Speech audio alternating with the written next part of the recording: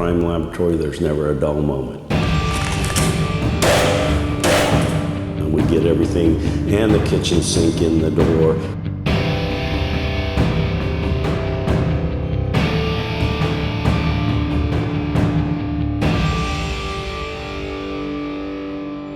At a moment's notice, you can be called to a crime scene,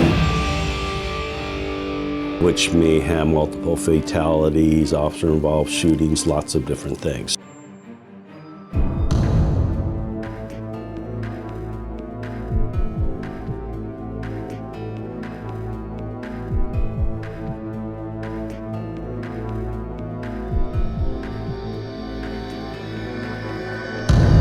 You have those aha moments and you're like, yes, we got it.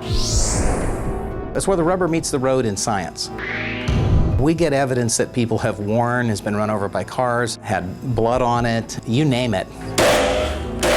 Well, ultimately, the goal in firearms examination is to identify fired components to a suspect firearm. And in order to do that type of a comparison, we need to test fire suspect firearms. And this is a horizontal water tank. It's used for collecting bullets. We look at evidence bullets compared to test bullets. If we see those same corresponding marks, then we can say that the suspect firearm fired the bullets from the crime scene. I worked the Lacey Peterson case, one of the bigger cases we've worked. I've probably done a lot of the officer-involved shootings in San Joaquin County, the Speed Freak Killers, which is Wes Sherman, Lauren Herzog. Sometimes you're looking for just a very, very trace amount of DNA on an item that could make or break a case. I've done sexual assault kits. I have worked on bloodstains from homicide scenes. I've done trace swabs from items left by burglars, robbers. I've done duct tape. There have been a lot of different types of evidence that come through here. There are often times where the victims have been killed and they no longer have a voice. So at some point, we become voice to the evidence. Sometimes we have stains that are 1/2 millimeter by 1/2 millimeter, which you wouldn't think that you could really do a whole lot with that. But I can use the presumptive chemical test to determine whether or not it's presumptive for blood. And DNA people can take that small of a stain and get a full profile. I do DNA processing here at the laboratory and I love it. It's such a rewarding job. Not only do I get to help put bad guys behind bars, but what people often forget that we do is we also keep good guys from going behind bars. They over-dramatize it on CSI. You know, obviously, we don't walk around in dimly lit rooms wearing V-necks and stilettos, but we still get the job done.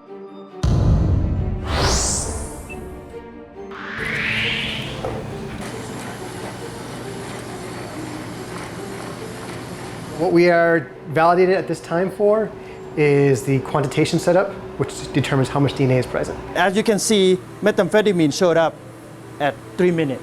Methamphetamine, amphetamine, PCP, LSD, you name it. Anything that's illegal out there, we have seen it in here. It's definitely satisfying. It's challenging. It's always different. We average anywhere between 11,000 and 12,000 requests, or that's cases, that's just not just requests, that's just cases every year.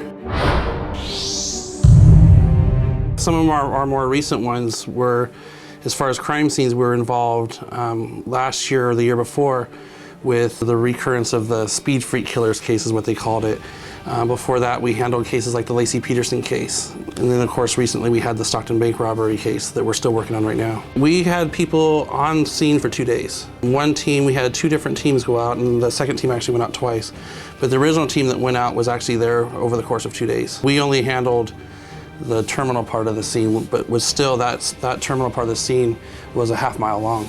And we pretty much had our entire firearms section working that case all at once. So basically that one case shut down our whole firearms section because we had to divert all those resources to that one case. It can be a very intense job when you have to go to a crime scene, see people who've been injured by acts of violence or killed by acts of violence. It's not an easy thing to do. BFS is loaded with a lot of highly professional people, and that's just the way they are. We come here, we do our work, we do the best we can, and they're humble people. But you're right, they do provide a great service, and they provide a service that nobody else can. Not just anybody can do what we do.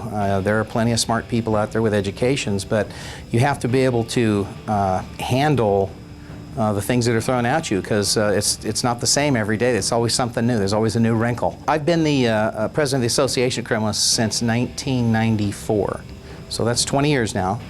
And I can tell you right now that I haven't seen a more dedicated, professional group of people in my life. It's been a real privilege to represent all those folks for 20 years.